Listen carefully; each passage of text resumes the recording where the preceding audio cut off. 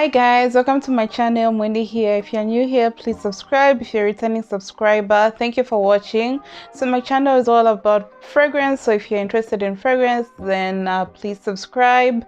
So today's another video of mini review Monday. This is part 2 since I started the series, and today we are going to talk about BDK Parfums. I have 4 fragrances to talk about in this video, so if you're interested in that house and would like to hear my thoughts on some of the fragrances, please keep watching.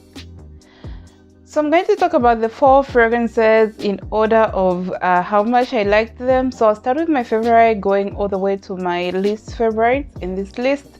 So the first perfume that I'd like to talk about is Rouge Smoking, and this one is quite popular on YouTube, so I'm sure some of you have heard about this one.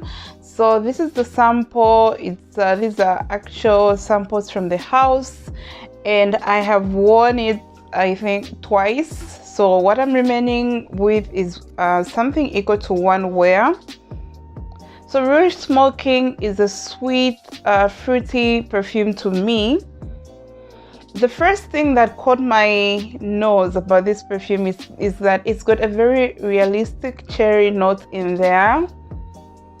Like, imagine you've got you're drinking a martini, like the cherry in the martini. That's exactly how the cherry in this perfume comes off. So it's sweet. I imagine myself drinking a martini the minute I smelled this perfume. The cherry is just so nice, sweet and syrupy, and just perfect. Like, they really recreated the cherry note perfectly in this perfume. So this one has top notes of cherry, pink pepper, bergamot. Then in the middle it has black vanilla, husk, heliotrope, orange blossom. Then in the base it has tonka bean, cashmere wood, white musk, ambroxan, labdanum, and violet. So when I heard when I thought of the name Rouge Smoking, I thought it would be a bit smoky or something like that, but I don't get any smokiness from this perfume. I don't know about you guys, the ones who sampled this or have this fragrance, but I don't get any sort of smokiness. All I get is some sweetness and the fruity notes, which is mostly the cherry. So yeah, on the longevity on my skin, I got 5 hours. The projection was moderate. It wasn't like beast mode, and this is a perfume that I feel you can wear all year round. So yeah, it's a very likable perfume. I don't know if I would spend that much money on it though, but I think it's worth having for those who can afford it, and it's a very nice one. The next perfume is one that impressed me and I really liked it, and this one is Tubereuse Imperial. It's written Tubereuse Imperial, but with this one I need to spray it on my skin because I feel like it will give me something slightly different if I spray it on paper. So yeah, this is a Tubereuse dominant perfume. It's not a very sweet bubblegummy tuberose, but you can quite tell that this is tuberose. So if you're not a tuberose lover, then don't try it. I wouldn't advise blind buying it, but if you can sample it, sample it. So the thing is, with this perfume, it's got a lot of jasmine in there. So when I first sprayed it, I was like, wow, very nice.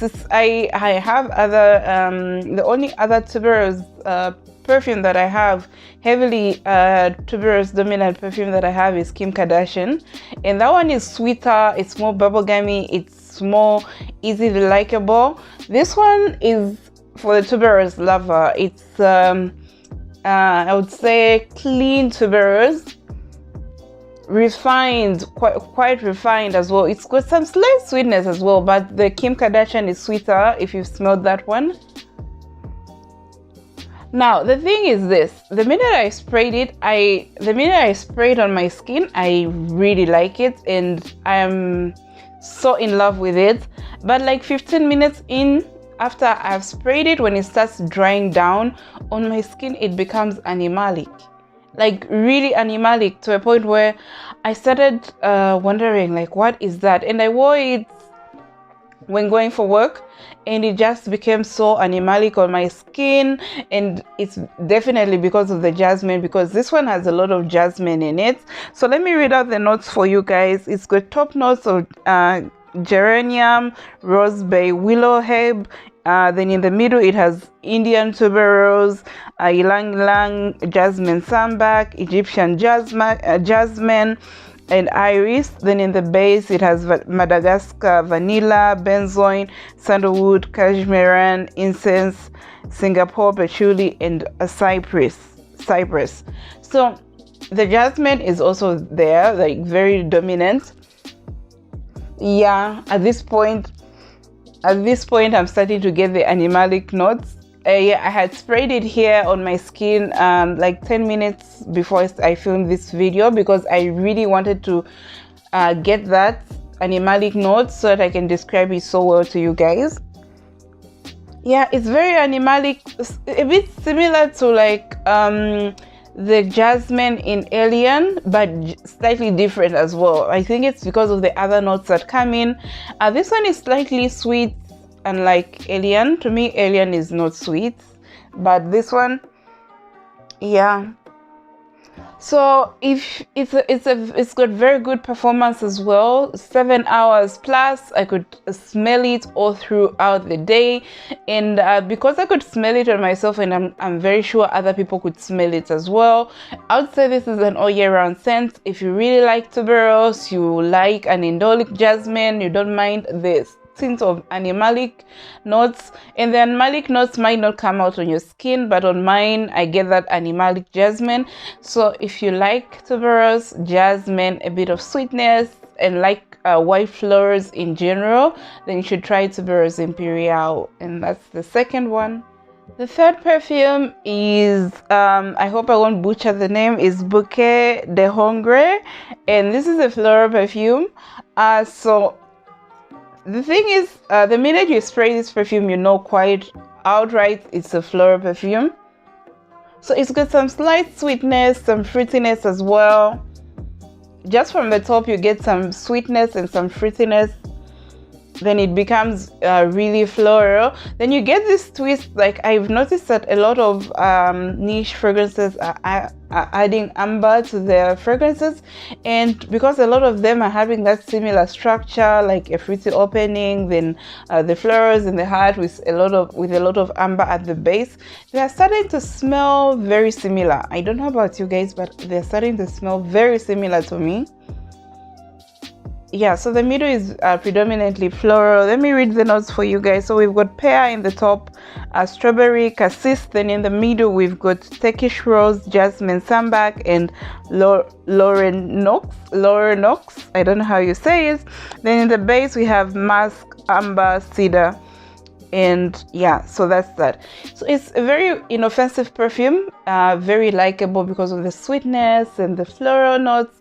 It's not overly too floral, but the issue I have with this perfume is that I feel like it's very weak.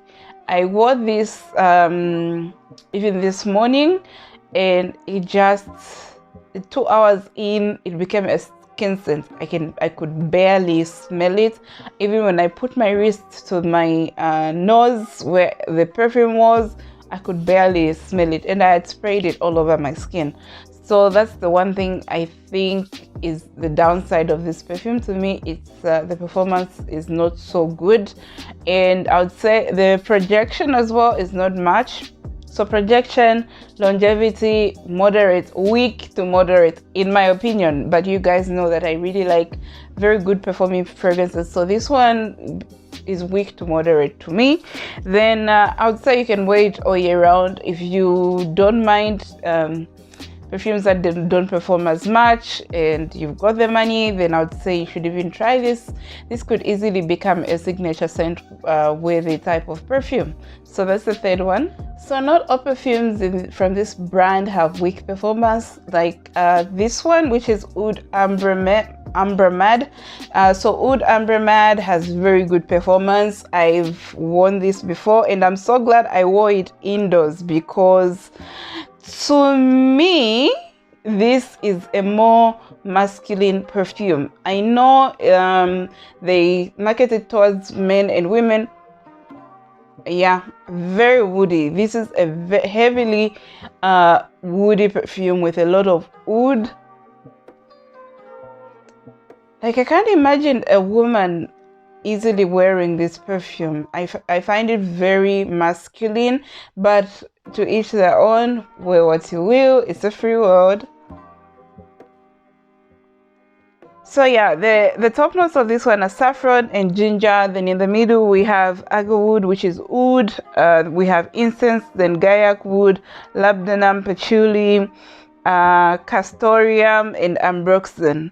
So the longevity with this one, you get 7 hours, plus the projection. I feel like everyone will smell you. Yeah, so it's perfect for a man. If you're a man, you want to you love niche perfumes, you should really try this one. So that's Oud Abramad. So that ends my part 2 of mini reviews Monday. Tell me what you think about the BDK perfumes. Which ones do you love? Have you tried any of these 4 that I've spoken about? And I'll see you in the next one.